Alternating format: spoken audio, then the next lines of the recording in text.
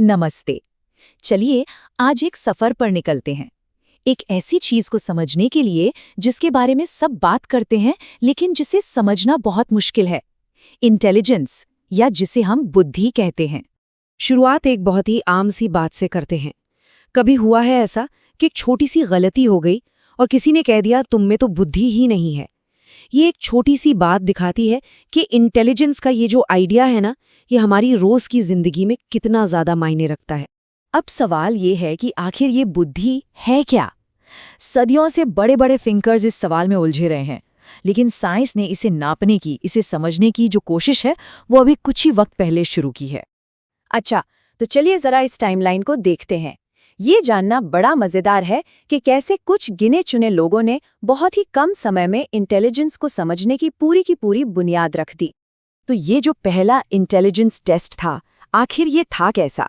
देखिए, बिने और साइमन का जो काम था ना, वो जीनियस खोजने के लिए नहीं था, बिल्कुल नहीं। उनका मकसद तो उन बच्चों की मदद करना था जिन्हें पढ़ने लिखने में मुश्किल हो रही थी। अब इस टेस्ट के बारे में सबसे इंटरेस्टिंग बात क्या थी पता है? इसका मकसद ये कोई थ्योरी नहीं थी, ये एक प्रैक्टिकल टूल था। इसमें एक एक बच्चे से सवाल जवाब किए जाते थे और फिर देखा जाता था कि वो बच्चा अपनी उम्र के दूसरे बच्चों के मुकाबले कैसा परफॉर्म कर रहा है। मेंटल एज का आइडिया तो सच में कमाल का था, लेकिन इसे एक सिंगल नंबर में कैसे बदला जाए? एक ऐसा नंबर जिससे हम तुलना कर सकें। बस यहीं से कहानी में एंट्री होती है आईक्यू स्कोर की। और ये आईक्यू फॉर्मूला कैसे बना, ये साइंस के काम करने का एक बेहतरीन उदाहरण है। देखिए, जो मेन आइडिया था वो स्टर्न का था, लेकिन टर्मन ने उसमें एक छोटा सा पर बहुत स्मार्ट बदलाव किया, और बस उसी एक बदलाव ने इसे एक स्टैंडर्ड और आसानी से इस्तेमाल होने वाला टूल बना दिया।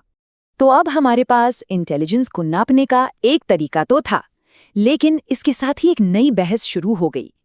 क्या इंटेलिजेंस एक ही चीज है, मतलब एक सिंगल पार, या फिर ये कई अलग अलग तरह की काबिलियतों का एक गुच्छा है? शुरुआत में जो थ्योरी आई, जिसे यूनी फैक्टर थ्योरी कहते हैं, वो बहुत सीधी साधी थी। उसका मानना था कि या तो किसी में इंटेलिजेंस बहुत ज्यादा होती है या फिर नहीं होती, बस इतना ही। मगर फिर एक सवाल उठा कि अगर इंटेलिजेंस सिर्फ एक ही चीज है, तो फिर ऐसा क्यों होता है कि कुछ लोग मैथ्स में तो कमाल होते हैं पर लैंग्वेज में स्ट्रगल करते हैं?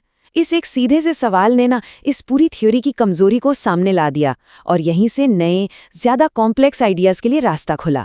इसी का जवाब लेकर आए चार्ल्स स्पीयरमैन। उन्होंने एक हल सुझाया। उन्होंने कहा कि हम सब में एक जनरल इंटेलिजेंस तो होती ही है, जिसे उन्होंने जी फैक्टर कहा, लेकिन इसके साथ साथ हम सब में अलग अलग एस फैक्टर्स भी होते हैं। एस फैक्टर मतलब स्पेसिफिक एबिलिटीज। जैसे कोई मोल भाव करने में माहिर होता है तो कोई क्रिकेट में कमाल का होता है। लेकिन कहानी यहाँ खत्म नहीं हुई। कुछ और थ्योरिस्ट्स का मानना था कि इंसान का दिमाग इतना कॉम्प्लेक्स है कि उसे सिर्फ 2 फैक्टर्स में नहीं बांटा जा सकता। उन्हें लगा कि ये काफी नहीं है।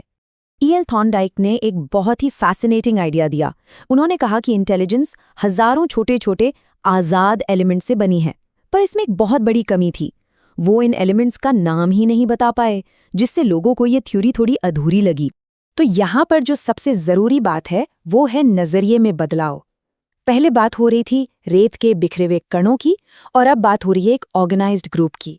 मतलब जैसे भीड़ में से रास्ता बनाने के लिए लोग एक दूसरे का हाथ पकड़कर एक चेन बना लेते हैं, बिल्कुल वैसे ही। लुइस थर्स्टन में 7 मेन प्राइमरी मेंटल एबिलिटीज की पहचान की। उनका कहना था कि हमारी जो ओवरऑल इंटेलिजेंस है ना, वो असल में इन अलग अलग एरियाज में हमारी ताकत का एक प्रोफाइल है। मतलब कोई किसी चीज में अच्छा है तो कोई किसी और चीज में। तो एक फैक्टर से शुरू होकर कई फैक्टर्स तक के इस सफर के बाद अपनी खुद की काबिलियत के बारे में सोचने के लिए हमें क्या जरूरी बातें समझनी चाहिए?